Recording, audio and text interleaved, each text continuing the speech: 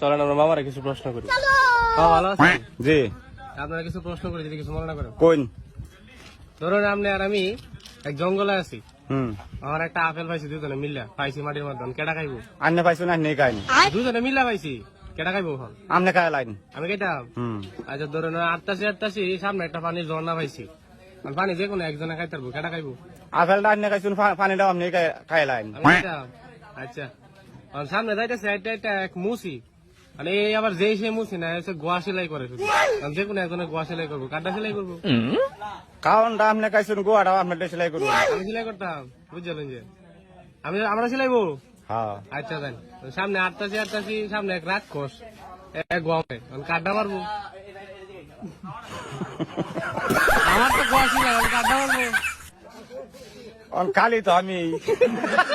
अबे बेटा मौज कर दी, हाँ मौज कर दी।